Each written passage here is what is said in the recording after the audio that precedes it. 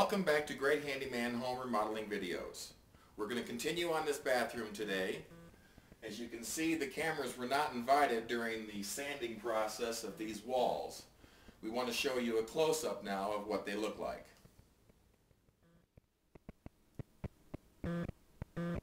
These walls have now been sanded down to a nice even texture that's not as rough as it was before. We're just going to go ahead and primer paint this and then paint it.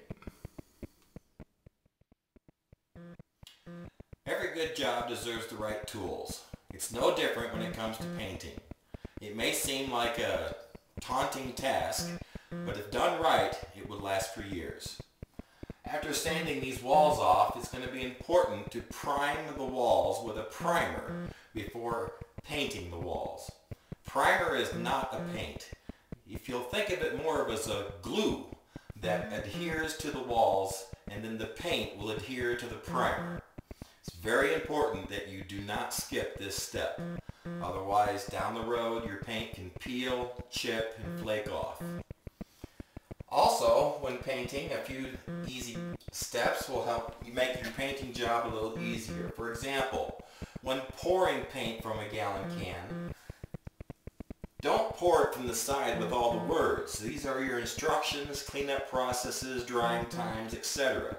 You don't want paint dripping down across these words and blocking what you can read. So you always want to make sure you pour from the front side.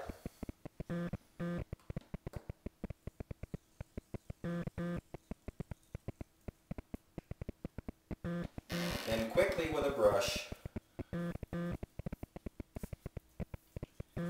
clean up what's dripped off and what's in the lip of the can.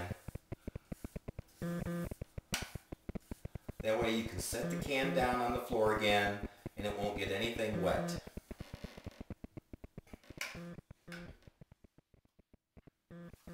The first step with primer is I want to cut all the corners and the areas that my roller won't be able to go.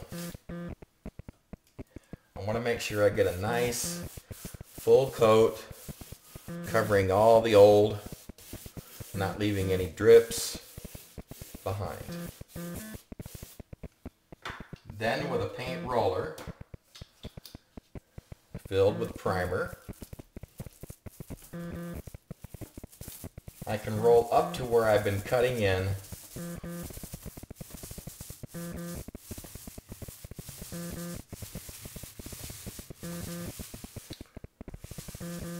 making sure there's no drips or runs or roller marks.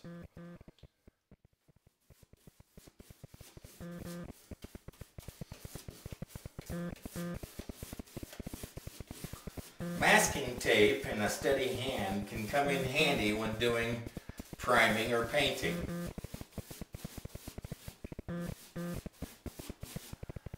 But so can a rag with a little bit of water on it. A steady hand and a clean sweep